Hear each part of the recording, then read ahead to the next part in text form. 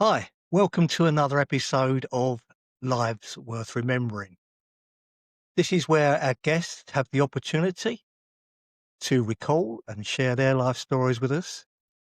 And today's guest is Nigel Thompson. And Nigel is a former world champion kickboxer. He's been in the business now for over 40 years. He's not only been a champion himself, but he's also trained many champions. And some of those have gone on to train champions themselves. So he sort of begat quite a few instructors and world champions and British champions along the way. In 2003, he was enrolled in the Martial Arts Hall of Fame, in which is quite an accolade for any martial artist. So what we're going to do today is we're going to cover off his early years and how he got into the martial arts in the first place, and get some feedback from him throughout. And we'll have some pictures at the end of it, which you can have a look at some of the events that he's been at and won at, and also some of the many trophies he's won on the way. So welcome, Nigel. Lovely to see you. And you, Trevor. Thanks for joining us today. So first of all, Nigel, would you just like to give us a little bit of background, maybe your early years in terms of where you started out and where and your family life? Well, I was born in the Midlands, up in Stoke-on-Trent. My mother was from there. We lived in Crewe, but we went back to Stoke when my mother had me, just so she could be around her family. My dad was working in the railways, so that's how we transferred from Stoke through down to Bedford. So he's with the railways for quite a few years.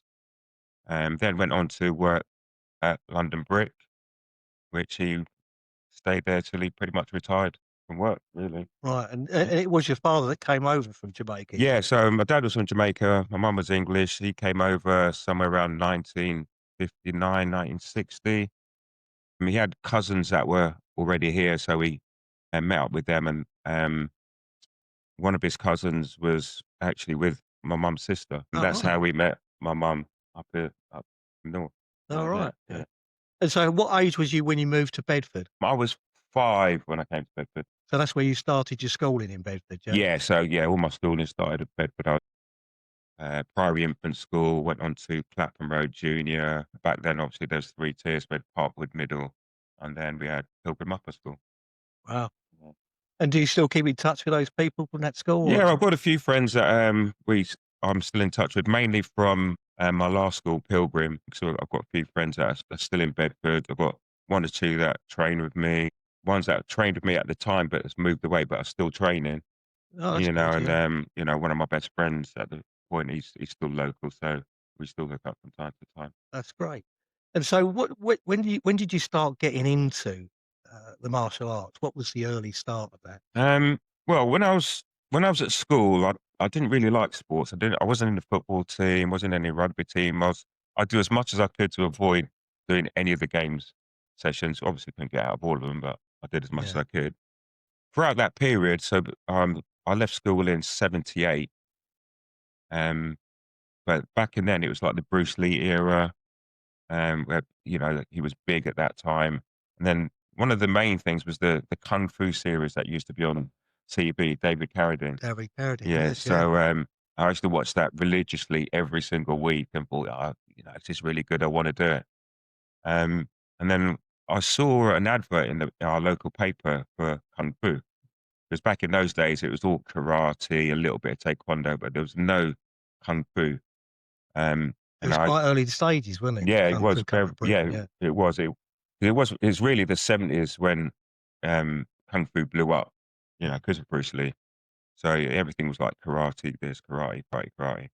And, so I went down to one of the classes to have a look, and I thought, "Yeah, I like this. This is what I wanna do." And, like, 2 weeks later, I went down there and joined up, and this was, I think, April 1979. So you remember the month as Yeah, well. yeah, yeah, and I'm still there. That's Ever amazing, yeah. since I've never stopped. I loved it so much. It's become my life. And you're still training obviously now, and you're still instructing now? Yeah, still Yeah. training, still instructing. I think the youngest person I've got is 5. The oldest is in their 60s. So I teach people through all the Wow. different age ranges. And what was your early life like when you was a child? I mean, did you have a good what was your parents like? I had good parents. It was hard, as you know, a lot of people can imagine, back in those early '60s, when my dad came over. It was hard to get jobs and accommodation and stuff like that. But parents did their best to, um, as they could. My mum had sort of a little bit of ill health, so she really took care of me. And until my brothers came along, my dad was always out working. Um, but yeah, they took good care of us, and did the best that they could at that time, the way things were. And obviously when you got a little bit older and you started joining, as I say, April '69, you Yeah, said, yeah, 79, 79, 79. 79. So you'd have been about 16 then, Yeah, wouldn't you? Yeah. yeah. And, how long did it take you to get really into it? And what, who was your early mentor at that stage? Who was your early instructor? Um, well, to be honest, because I'd been so keen on it for so long, and after seeing this advert, I pretty much hit the floor running. Is what I wanted to do. I didn't At the time when I started, I wasn't thinking about being an instructor or being a fighter or anything like that. It's just doing the art form itself. And my instructor at the time, Clive Parkinson, he was from Birmingham, and he used to get the train down to Bedford every Saturday to teach the classes. And back then, because Kung Fu was so big, we used to have 4 one-hour sessions, 8 through the different age groups.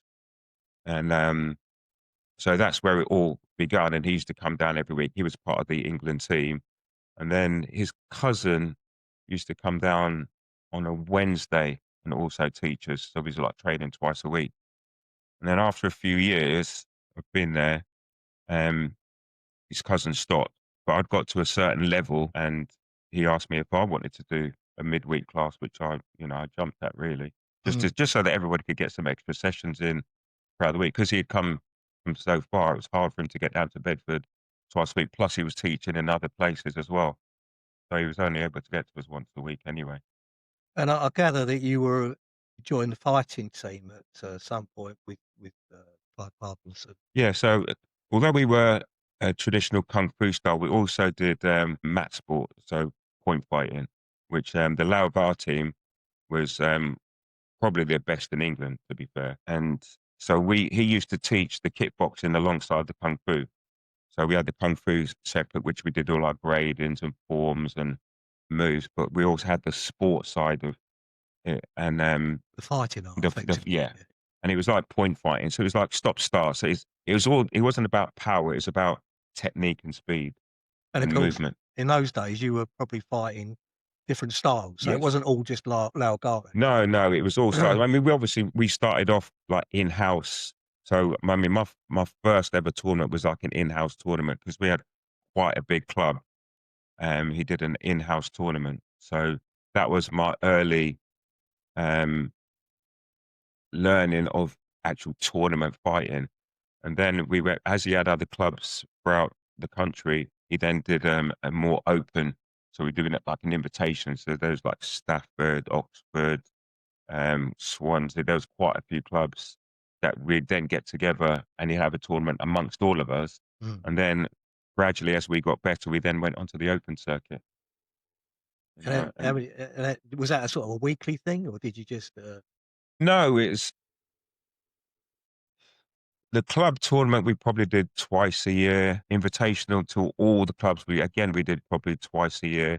And then when we actually got better and, were able to go on the open circuit, we could pretty much fight as much as you wanted because back then there was tournaments all over the country, London, Birmingham, Stafford, Oxford, you name it. There was a tournament there pretty much. and do you remember Banbury. your first win? Oh, my first win. I think my first win was in our club tournament. Yeah. Because there was 3 of us, we were like the main guys in the class. The first one I lost to a guy called Santosh, and he was a really good fighter. Also one of my good friends, Junior Blake, we went to school together. We all started at the same time. And then, yeah, that was one of my first wins. And then, after that, I think it was probably the invitational tournaments that we did amongst ourselves, 'Cause those tournaments are like giving you experience on the mats and how to move and defend and counter punch and kick and, so there's a lot involved. So there's a lot of learning process 'cause it's a very fast, um, fight system, point fighting. Because traditional Lao guard didn't normally have the fighting techniques like the axe kick or did they? It was No, no, no, I mean, they your main kicks were sort of like, your turning kick or roundhouse kick, as people call it, front kick, side kick, hook kick. Were the main sort of things in the syllabus. But from the sporting side of it is when you learn all your jump spinning kicks, jump axe kicks, jump back kicks, which I love because I was a kicker. yeah. That was my favorite thing, kicking, so that was right up my street, that was. So people have always said that you're a bit of a technician in terms of your fighting, Mm. and that's probably stood you in good stead in that type of fighting in those days. Yeah, I mean, I wasn't an aggressive fighter. I used to spend, lots of time working on my technique, sharpening up my punches, my kicks, and especially my kicks because I love to kick so much. I used to do a lot of kicking and just practice repetitions constantly. And, through repetitions, that's how anything gets better, you know. And when did you start your first line of instruction for getting into training other people? First line was, like I said, when we started in Bedford, I used to do a Wednesday class. And as I got, I think I got to somewhere like Brown Sash. And then my instructor said about maybe opening up a couple of clubs, local to Bedford. And I think my first two clubs we opened was Stevenage and Letchworth, All right. and Cambridge, as far as I can remember. I can't remember which came first. And that was sort of like the early 80s. So I used to travel to Stevenage and Letchworth, Cambridge once a week. And then from there on, other clubs opened up along the way. So it was, and that was Lao Gar. That was Laogar, along with the point fighting Point kickboxing fight, as well. yeah.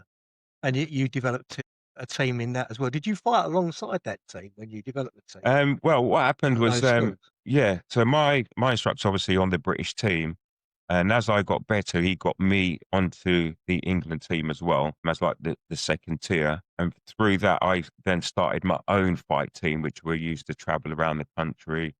And so I used to have to go to Birmingham once a month to do the squad training with the whole of the British team. And then I started my own squad training for my own fighters once a month as well, so that they were getting the same sort of training and understanding in order to go out and compete on the open circuit. And Clive himself, what sort of what status was he in terms of Lao Gar? Was he? I think you call it a black sash, didn't Yeah, it? Yeah, yeah. yeah. He was. I can't remember if at the time he was first or second degree black sash, but he was a very very tough guy. Hard to understand because try and imagine like a Jamaican coming from Birmingham talking Chinese. I mean, 'cause our syllabus was in Chinese, and people were like, I can't understand what he's saying. But over the years, I got to, it became easier. But he was a really good instructor, very strong, very tough, very strict, and he was one of the strongest fighters on that British team. And I used to look up to him and think, wow, this guy had everything. I mean, you get some fighters that they can either punch or they can kick or they can only use one side, might be right-handed, but he literally could hit you with anything from any angle and you would never know where it's coming from. He's an incredible guy. Wow, Yeah, wow. incredible. And when you took your own gradings, when you had to take Mm. gradings, was that with Clive, or did you have to have somebody from, who come from the Lao Gar Yeah. community? Well, the early grades were all done under Clive, and then when I took my black sash, I had to go to Birmingham to do all black sash had to go to Birmingham, and they did their grading under Master Yao. Now, Master Yao was the founder of Lao Gar in this country. This was sometime, or I think it was early 70s, maybe as early as the late 60s. So he founded it in Birmingham, and hence where Clive started his training. So when you took your black sash, everybody had to go to Master Yao in order to do their grading and hopefully pass and get their award. And is that what that kung fu style, is Mm. that what they refer to as Northern Leg? And well, there was so many different kung fu styles. You know, a lot of the styles were based on animals like the crane, the tiger, the snake, the leopard, monkey style. So there was lots of various styles. Laogai was a bit of a mixture, a bit of based on Wing Chun, bit of some of it was based on different animal styles. As like some of our forms was like the dragon, the snake. There's various movements. So within our forms, right, they call them katas, same That's sort of right. thing. Yeah, yeah. As a series of moves, fighting moves that are put together in a sequence, and which included punching, kicking, defending, countering. You know, we'd have to remember all these forms, and as you did each grade, you'd have another form. And then when we come to do our black sash, we'd have to do all these forms. We'd have knife defense, stick defense, wood breaking. You know, all this was part of, you know, So you achieving your learned black some of sash. the, what do you call it, weapon type Yeah, things yeah, as we well? did weapons as well. Oh, Yeah, great. which was nice. But my early days were, I think, when I was at work, because Bruce Lee, renowned for his nunchucker scene in his movies, and I remember making a pair of nunchuckers at work. Got a broomstick, cut it in half, drilled it, put some chains in, and I used to practice nunchuckers at home, like you do. I think you've got a photograph of it, Yeah, haven't yeah, you? yeah, Showing up, yeah. yeah. But I think those are real ones. They're not the ones I made. I think I'm Oh, not okay. sure. It might be. I can't remember. So how long was you, instructing in Lao Gar before you decided to get more involved in kickboxing or Muay Thai? Um, Well, what happened was, because I was doing point fighting a lot and then went into continuous fighting, which is basically still semi-contact, but right in the point fighting, we used to stop start. So you score a point, they stop it, award it, and they'd restart the fight. And continuous, if it was a minute fight, you'd fight for a minute continuously, and then the judge was award, you know, who would won that fight. That's a bit like in Taekwondo in the Olympics where they score and then you stand back and Yeah, then they start fighting yeah, again. yeah. So the early days. Um, and it got to a stage where you know, for me, I wanted a bit more contact, heavier contact, real contact. So I started, um, training for full contact, which was, it was, it was kickboxing, but it was only kick above waist. And, I remember we went to Austria for the world championships, and I think somewhere around 26, 27 people went as part of the England team. But everybody was doing point to continuous, and I wanted to try the full contact because it was like full on real fight as Yeah. such. Um, And and and I and and and actually getting an opportunity to use what you've learned yeah, already yeah, in a real situation. yes, Yeah, exactly. yeah. Just to see, I mean, again, it's always about testing yourself and, you know, and progressing as well. I think that was my first world championships doing full contact, and I think I came back with a bronze medal from the England team, which I was happy with because it's the first time I'd ever done full contact That's amazing. Yeah, competitively. yeah. You know, but obviously, you know, I'd had a lot of experience from doing the points, the continuous, and it was just adding a bit more force behind everything. So, but yeah, it was, yeah, I enjoyed it. And then that's, you know, came back and I started doing, there was a club in Bedford. It was a taekwondo background, but the trainer was doing Thai boxing as well. And this was the early, 90s, I think. No, before that. So I started training with them, and I had to stop them. They were more full contact based. So, Right. you know, punches, kicks, knees, elbows, they're more full contact based. But then I had to stop because my instructor at that point asked me if I wanted to teach full time. And the first time he asked me, I said no, because I was in a steady job. I was only working in the factory, but it was steady. And over the years, you see the clubs go up and down, up and down. People come, people go. And I thought, no, I don't want to take that chance at this moment in time. And then I think a year later, he asked me again. I thought, I've got to get out of this factory life and, you know, take a chance and, you know, try and do something different. So he had set up all these clubs for me around. So I didn't have to set them up. All I had to do was go and teach. So like Monday, I was in Cambridge. Tuesday, I used to do Newmarket, then go on to Bury St Edmunds. And Wednesday, I was in Colchester. Thursday, I did Stevenage, then went on to Letchworth. Friday, I was in Norwich. Saturday, I was in Bedford. And then Sunday, I was in a little town not far from Bedford called Ampthill. So I was like teaching 7 days a week, but that was my job and he'd pay me for doing it. So I'd just go to these classes. So I had to stop the club that I was training in order to to Carry it better out. myself and carry on and do these clubs, and obviously still competing, still had my clubs, my fighters, still on the England team.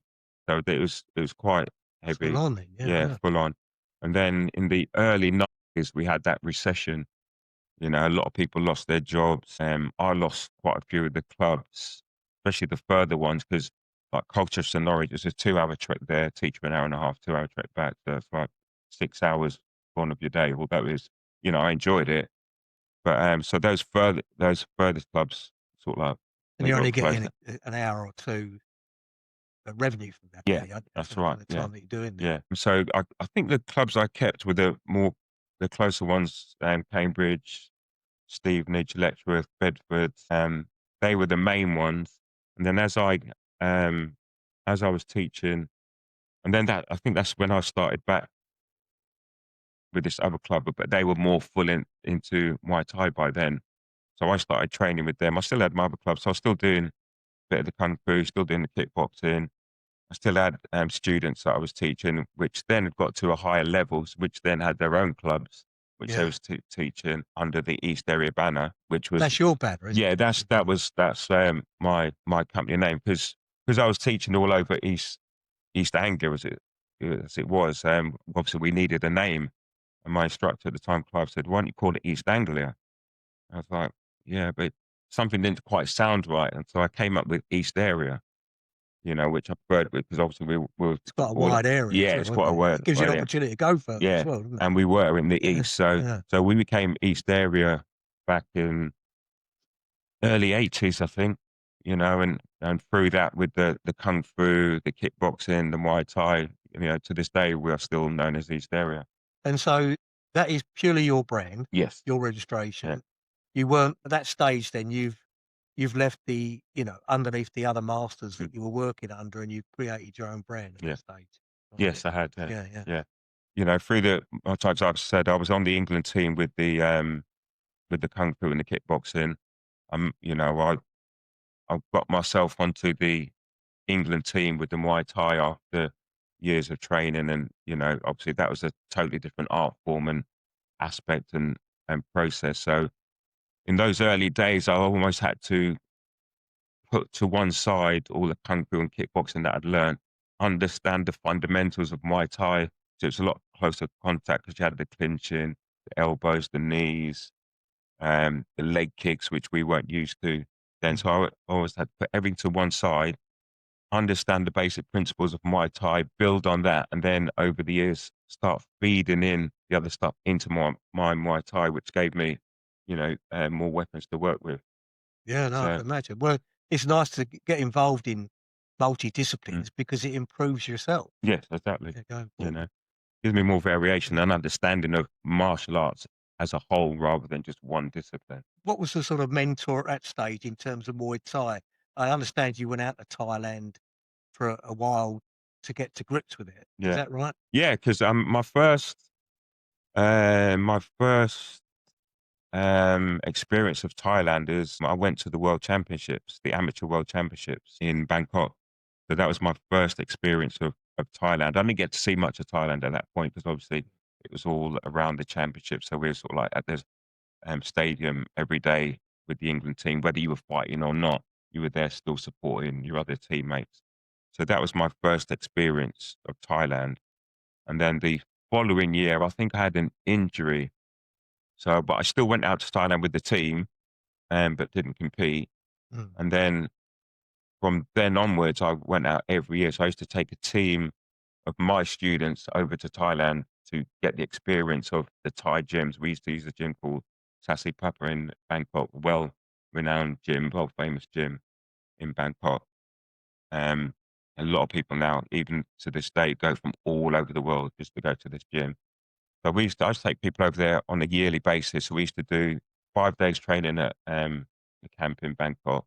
Then we used to do 5 days on the coast. So whether we went to Samui, Phuket, wherever, but we still used to do training. If there wasn't a gym local, we'd just do our own beach training. And then we'd come back to Bangkok for the last 2 days and and do 2 more sessions. And how did And you then back find the training there? Was it different from the training you'd experienced in? yes, it was different because of the heat. It was so hot, but when you first go there, you don't realize, so you're hitting these pads, hammer and tongs, and, the rounds were like 3-minute rounds, and believe me, within a minute and a half, you were finished. So over the years, you'd sort of like learn to pace, understand the heat, the drinking in between, the water. So as the years went by, you become more accustomed to the weather and the understanding. And the training over there was really good. The trainers over there were really good, and they would understand what level you were at. So the trainers would like know after the first round, they know what level you're at. They'd know whether to crank it up to push you to the maximum, or if you're a beginner, to keep it a level just enough to push you and get you a bit better, but not overdo it so you're collapsing. Did they work under a sort of similar grading system or not? Or did you just Um, get to a level of fighting? That was it? no, no, we in England we had a grading system. Which we went through over the years, just like in the kung fu and karate. But I think back in the ancient days of all martial arts, there wasn't really a grading system. The grading system became more westernized, so people could gauge where they were within that system or Yeah. in the rankings. So, in Muay Thai, they then had this grading system as well. Oh, wow. And did you ever compete out in Thailand? Yes, I did the amateur world championships. That was my first time I went to Thailand. I got to the quarterfinals of the world championships, which I was, for the first time of properly fighting, full Thai rules. I was happy with that.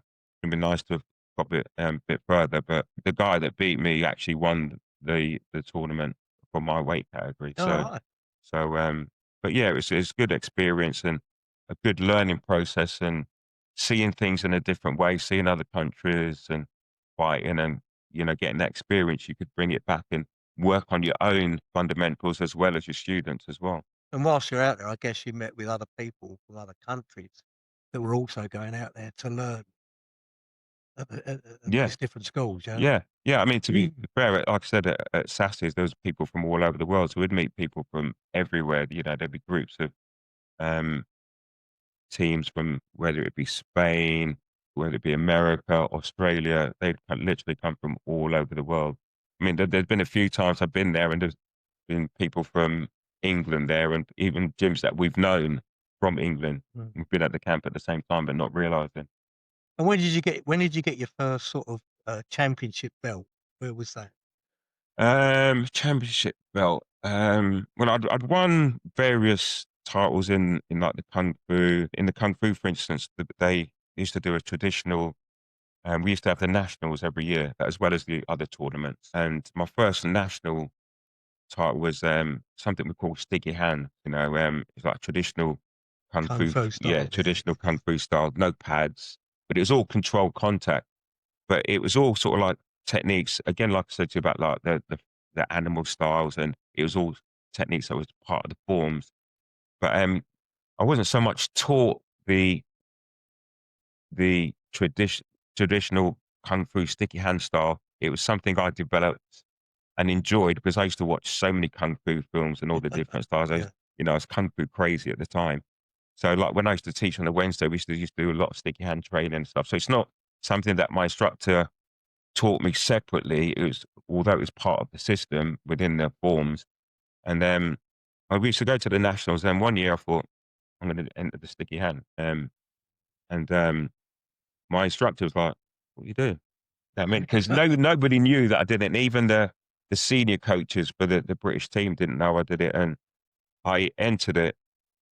And but I adapted it a little bit. So although I was doing the traditional sticky hands, I also adapted like some of the tournament style techniques.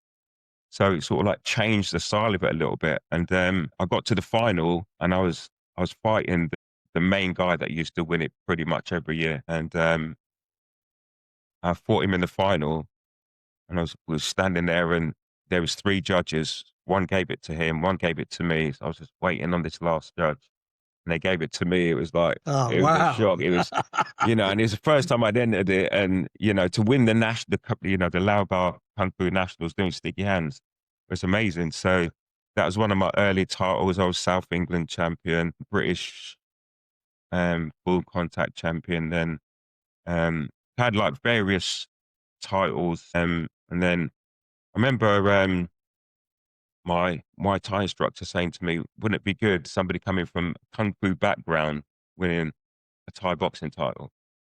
You know, and then I won. I remember my first Thai title was the English amateur um, Thai boxing title, which I won in Manchester, which then put me in line to fight for a Commonwealth title, which I then won that in Bedford.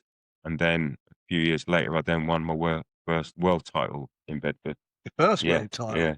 How many world titles Well, did I you? won 2 world titles. My world title was back in year 2000, and I was, How old uh, was you then? I Because you're think I not a young was then. 36, I think, No, even and that is an achievement at yeah. that age to So win. so I Oh, retired at that point from all competitions. Like I said, I'd won various other things like Kingston Open champion and various other things.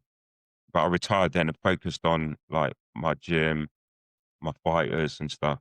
And then I was we were part of the when I left the kung fu to do my own kickboxing and Thai boxing, I was part of the ISKA team or organization.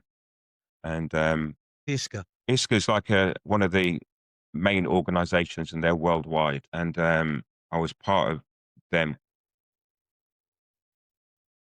as being with them, I worked my way up to being the England one of the England coaches for the England team. The first year I did it, we had World Championships in Greece in Athens, and I had 3 of my fighters from my own gym fighting in the championships. Because again, you know, I should take them to different competitions through Birmingham and all over London, and you had to get on the podium in order to have a place in the World Championships. So, my oldest son being one of them, my nephew, and then one of my other students, they all made podium and they all went to Athens to fight in the first World Championship. Well, their first World Championships. My son came back with gold and a silver, I think, and my nephew and my other student, they both came back with bronzes. So the following year, again, they had to go through the eliminations to get on podium, and I've had a few more students enter the championships. I think I managed to get 7 on podium or in order to get to the Wow. world championships. I mean, these championships, they're all self-funded, so you had to get your own funds to get to these championships, all amateur. And these championships were in Jamaica. So, and so again, I was coaching the England team. I had 7 of my own students from my own club that made podium to go to Jamaica. So we did like a fundraiser, you know, to raise money to help them to get to the championships. And they had like different categories. So they had like the junior categories, seniors. So they did like men's individuals. They did a veteran section, which was 35s to 44s. They did a masters section, which was 45s and above. And so we went over with um, again, I was coaching the England team for one of the disciplines. And then on the morning of the championships, everybody had weighed in the night before and so forth.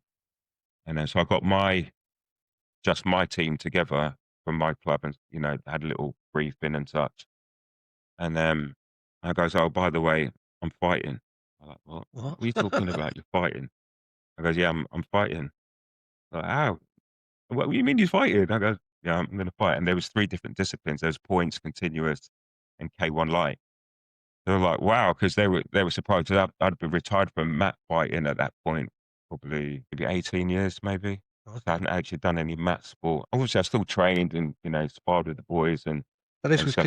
not continuous, but tag fight. Yeah, yeah, well, it was all 3. So we did, the 3 disciplines that they did at the time was point fighting, which was stop start, Mm. then continuous, and then the K1 light was you could knee and you could low kick, but there weren't no clinching, so it was no elbow. So it's as like a step between the kickboxing and the Muay Thai. So the K1 was sort of like, you know, Mm. a stepping stone up into Muay Thai, and which is quite popular. The K1 discipline is very, very big in all around the world now. So I fought, I think we were the masters, so the over 45s.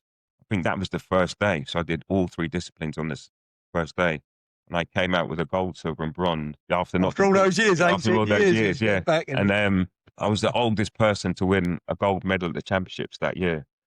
You crikey. know, so, That's something to be proud of. yeah, so Yeah. but the thing is that my thinking was at the time was like, my mum was from England and I'd won a world title there. My dad was Jamaican. It's probably the only opportunity I'd get to go and compete over there, and I did, and I won a gold over there as well. So I was That's happy. great. Yeah.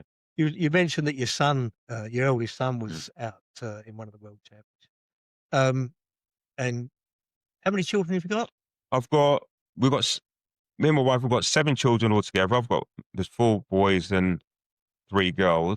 So my oldest 2 boys, and in fact, they've all trained with me at some point, but my oldest boy trained the longest and went the furthest. My oldest 2 both got to black belt, Yeah. and my oldest one obviously went to the world championships. And then, my younger 2 now I coach, so they're training, but they're like halfway through the system. The girls I trained for a little while, but, you know, they got older and did their Didn't own want to do thing. it. Yeah, but, the boys are still training. Um, One of my youngest boys, he plays a lot of football. Like my oldest boy, one of his big things was basketball. All right. So he trained with me doing the kickboxing, but he also played basketball as young. He still plays now, you know, and just made the England team as well. Went to the That's World Championships last fantastic. year. My younger ones train with me. My oldest of the younger 2, he plays for Bedford Town under 14. So, you know, he spends a lot of time playing football, but he likes his martial arts because he knows it complements his football mentally, physically. You know, he's a strong character in the team. So they both train with me. They haven't really done much competition work. No. Because to be fair, since COVID, um, you know, everything got closed down, everything stopped. And, you know, I used to run a lot of fight nights in Bedford at the Corn Exchange, and big fight nights, you know, with all disciplines, and mainly Muay Thai. I started off with just doing Muay Thai. And then, you know, I started introducing other disciplines into the show because I had friends that, you know, did MMA, and my brother did boxing. I had other kickboxing friends that had their own gyms. So I opened it up. So rather than it just being Muay Thai, you know, we were doing kickboxing, we were doing K1, we're doing boxing, and we're doing even MMA in the ring, you know. So All I under opened, your banner, under East well, Area. it was they fought on the East Area show. They weren't they weren't my clubs or anything, but they were friends of mine that owned their own clubs. The shows were, you know, a chance for them to showcase their disciplines on a fight night. But these were all full contact, you know, fights. They weren't points and semis like what I originally came from. These were all full contact, and I did for maybe over. I think I did my first show in Bedford in 2002. And my last show was 2019, and obviously we got locked down in 2000. As you know, a lot of people's thought processes changed over that COVID period. You know, a lot of people struggled with mental health and physical health through not being able to get out and stuff. And my thought process when I got back, when we started back training, because a lot of my students, again, also struggled with not being able to train and that discipline of that weekly training session and getting together. We almost feel guilty, I guess, when you don't do that. Yeah, that's Yeah. right. You know, if it's become part of your life, it is. And once we started being able to get people back together outdoors, some of my students contacted me and said, "Oh, can we do some outdoor sessions?" Although we started to do it at distance. So I started doing that.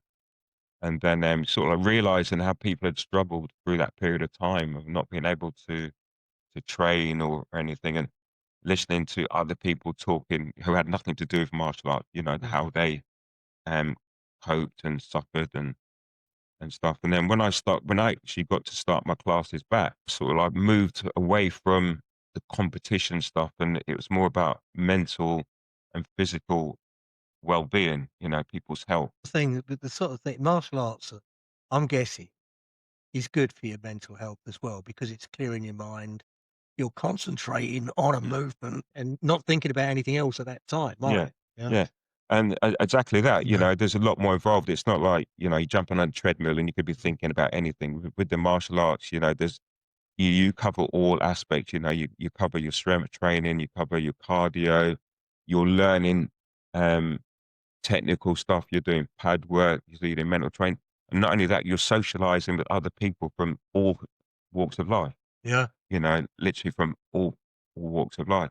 And, what I then sort of like started advertising my classes as, your health is your first wealth. Mm. Because without your health, you've got nothing else. And, listening to people's stories of how they struggled through those COVID. And the thing is, like with martial arts, especially with Muay Thai, people look at martial arts as, well, you've got to fight. No, it's not about fighting. It's learning an art form. You don't necessarily have to do it to fight. Yeah, a lot of people did want to compete. I had a lot of students over the years that trained with me that went on to be champions, in different disciplines, whether it would be the points fighting, the continuous, the Muay Thai. We covered all disciplines and they became champions. And, some of those champions have gone on to now run their own clubs. So I moved away from, the competition side of stuff and focused on people being able to come down to a Muay Thai class and be able to just train for their own well-being, not to fight. When through doing that, I found that I was getting older people come to my class where, a lot of these fighting classes, you sort of look at people in their teens and early 20s, mid-20s that want to fight. Where now I'm getting people join up my class. I've got people coming back from who I used to coach 20, 25 years ago that are now in their 40s, they're in their 50s. I'm getting people joining me in their 60s that have just come to train, not to fight. They come to they're still learning the art form and the That's great. process and It's the a discipline, techniques. isn't it? And it's Yeah. exactly. And it's with self-discipline. And I've got one of my friends, he's obviously known I've done this, and he used to be the DJ on a lot of my fight nights. And he now trains with me and he's like, wow, I wish I'd started this years ago. How did I not start this Mm. years ago? I've done all your shows, I've DJ'd all your shows for the last 15, 20 years. But never got involved in Yeah, the fighting yeah, or and now he the started, and he loves it. You know That's what I mean? He great. can't get enough of it. Like I say, enough. Yeah, people come for their mental health. Some people come just for fitness and losing weight. I had a guy start, he was 59, 60 now, and he said, within months he'd like lost over a stone just from training twice a week and re-educating himself about, Maybe I should training. do that as well. Come along to it. Age, 'cause this is Yeah, the other thing. People think, "Oh, I'm too old." You're never too old. Age is a number. yeah. If you make that your obstacle, then you're never gonna get past it. You're never gonna get any further, where now people think, age isn't a number anymore, I'm guessing that must have been a challenging period for you as well during COVID and coming out of COVID because people weren't allowed to socialise and come to the club and train and that sort of thing. I know that you had a pub at one stage, didn't Yeah, you? yeah. Well, we had the pub restaurant at this point. We'd had it obviously a few years before COVID hit. And, as most people know, running a pub and a restaurant, it's long hours. And, alongside this, before COVID, I was still doing my classes. I was still putting on fight nights. I'm running kids to school and back. And, we're the process of having a pub and a restaurant together, Oh, yeah, it's it's long, mad. running to bookers, getting stock in and Non-stop work. yeah. And for me personally, COVID came at the right time when they s they, closed everything because it was almost like a relief for me. It's like a big pressure had been lifted because I haven't got to get up at 6 o'clock in the morning. I haven't got to go through till 2 o'clock in the morning cleaning and getting stock in. And for me, and at that time, when you've got a pub restaurant that's open 7 days a week, there's jobs around the pub that you can't get done because there's Mm. people in and out. So you can't do painting and stuff like that. So that was an opportunity for me to get some of those jobs done, a time to spend more with the kids, and luckily for us, that's probably one of the best summers we'd had for a long time. So I had the music system outside, I'm rubbing things down and I'm painting and the kids are playing. Because we had a big car park, it was ideal for the kids so they could get on their bike and just ride around the car park. So Yeah, they weren't stuck indoors like a lot of people were, yeah. so we were quite lucky in that aspect. And for So me, it was I good for say, your mental health. yeah, for me,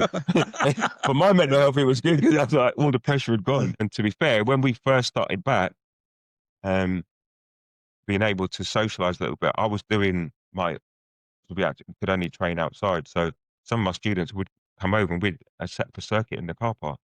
So we still had the open air, we still had distancing. We would sap on the circuit in the car park and just to get their fitness and stuff going. And then once we could get a bit closer but still not be inside, we started doing the pad work and stuff. But it was a big help. And you could see, the pressure that had been lifted off them because they were just stuck in the house all the time. Couldn't really do a lot apart from go to Tesco's, and you couldn't go to Tesco's, with your wife or your husband. Only one of you could go. So it was such pressure on a lot of people where it was the opposite for me. And what challenges have you had in life where you felt that's been I mean, because obviously you've worked endlessly. You've had jobs to do as well as training people and traveling all over the country, training other Mhm. students in the arts and that sort of thing. Under those aspects, was there any challenges that really sort of became a problem for you?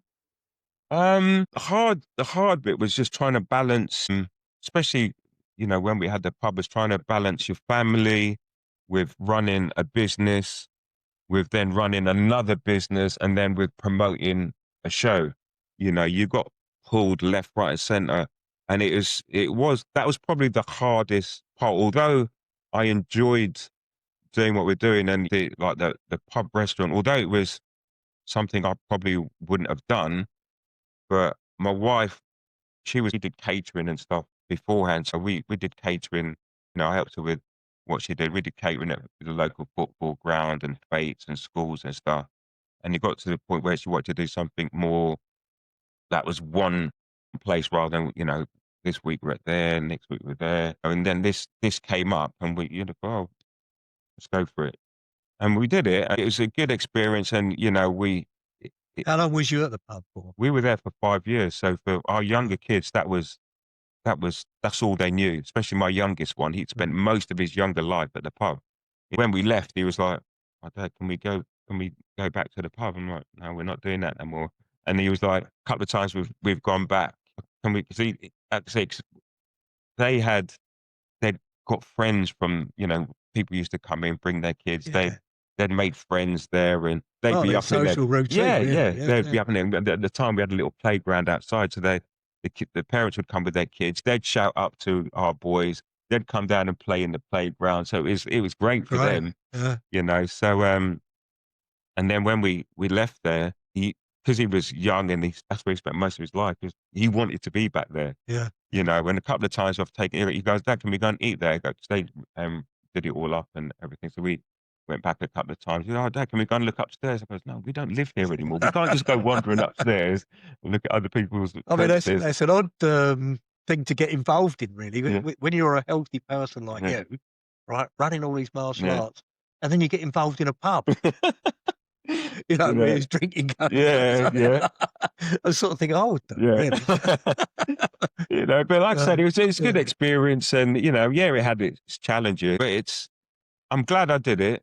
I'm glad we did it together because it brought us closer together. Not that we weren't, but working together. Different when your wife does what she does and you do what you do, and you go off and do your separate jobs. But working together and combating problems and issues and people, because sometimes people were the biggest problem, especially after they've had a drink.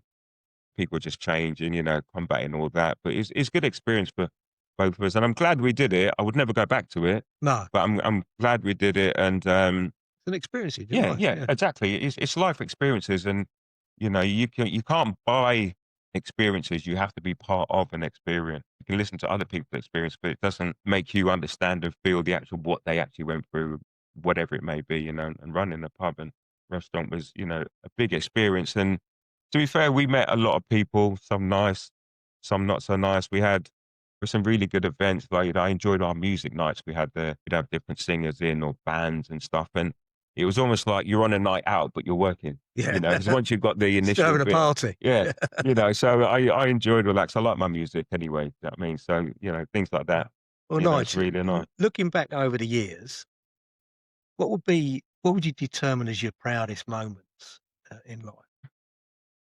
It's a difficult one 'cause there's so many different things. Obviously, your children are always Top of the list, yeah. yeah, um, But your high my what gave you a high out of life, where you thought, "Oh, that is I something think proud of." outside of martial arts, my wife opened my eyes up to different aspects of life, different work process. Because she's done various things, like I said, the catering. She's had salons, and she's done a lot of things, and I've helped her within all those things, whatever it may be, whether it would be actually serving, whether it would be making stuff, whether it would be shifting stuff. I've learned um, probably the most, probably DIY. You know what I mean? It's like, oh, can you make me this, or can you fix that? And I've learned to where back in the day I'll get a man to do that.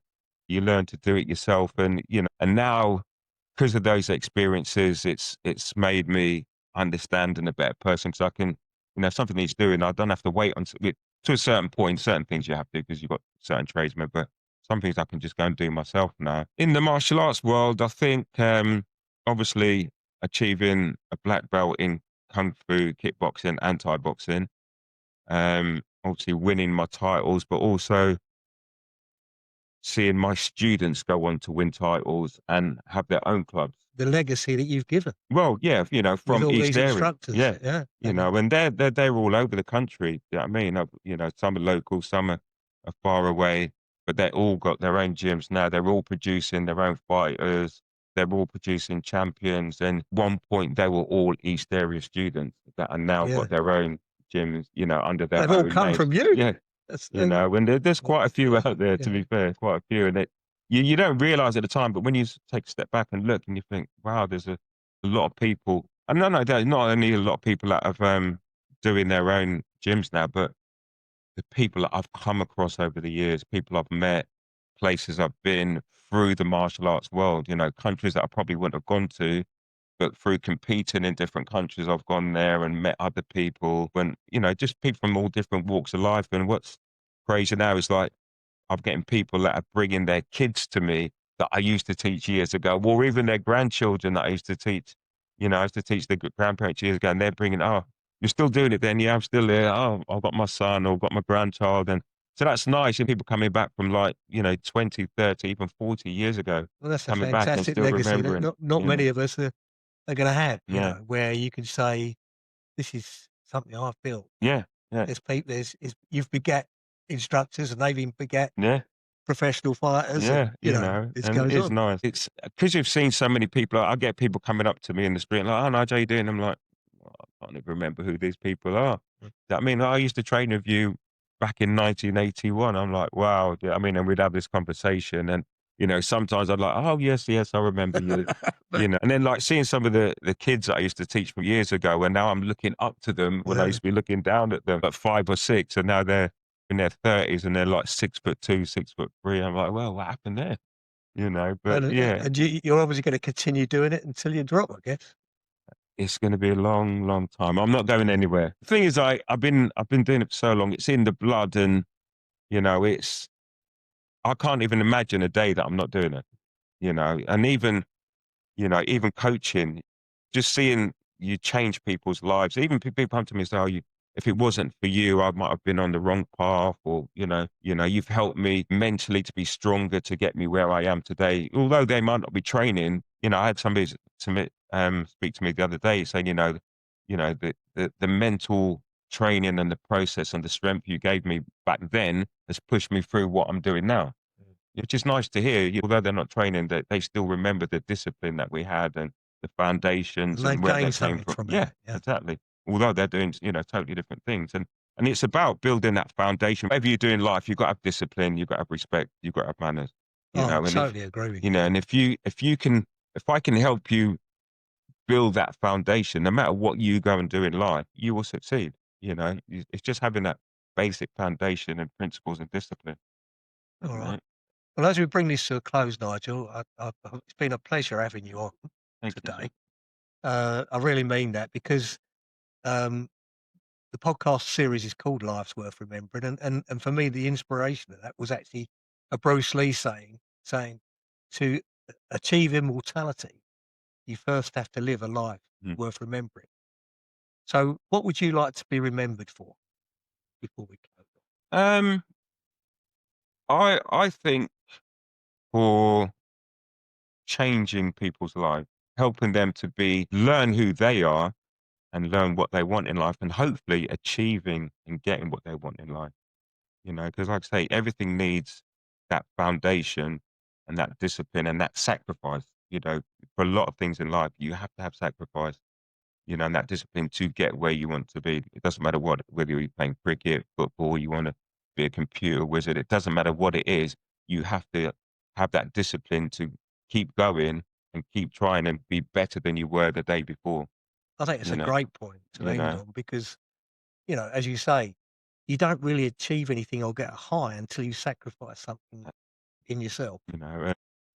I've had to make lots of sacrifice to get to where I want to be. And like I said, when I first started, it wasn't about being a champion or having my own clubs. It's just about bettering myself, me finding something that I wanted to do for me. Because in school, I felt like I was doing it for everybody else.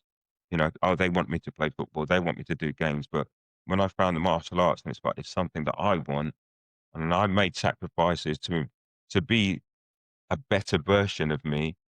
And as I've got older, especially since COVID, and I've changed my process of how I think about training. It's the way I look at training now. For me personally, is I want my older 80-year-old self to be thanking my younger 60-year-old self for getting them there and changing my thought process and disciplining myself. Because there's days when I don't want to go to the gym, but I still go. And I always say to people I coach, whether it's one on one, 40% is better than no percent because not everybody can give 100% every time. And there's days I don't want to go and I still go. And for a lot of people, the hardest thing is going to the gym and just training yourself by yourself, But again, that takes discipline, you know, to do that. And believe me, there's days I don't want to, but I know, especially when you've got younger children and you've got grandchildren, I want to be here as long as possible. And only I can look after myself. Nobody can go to the gym for me. You know Uh, what I mean? I have to do it for to myself. have And that positivity all the yeah, life. Yeah. and yeah, like I said, days I don't want to do it. And some days, there are occasional days I don't do it, but it's very, very rare. And, because I'm still teaching 4 days a week classes, Mm. I'm still doing some one-to-ones. I'm doing my own training. So although I might miss a day, I haven't really missed a day because I know I've caught up somewhere else. So, Well, don't ever you know, stop. Don't ever no, stop. no, I never intend to. Well, thanks again. Let's say it's been a pleasure. Yeah, thank you. And what I'll do is I just want to finish off here by saying it's been great having Nigel on today. Obviously, we've got a series. So if you do like today's session, then please remember to subscribe and like the episodes that we're dealing with. And maybe somebody who's got a story worth telling. And please get in contact and let us know. On that note, we look forward to you at the next episode. Thank you.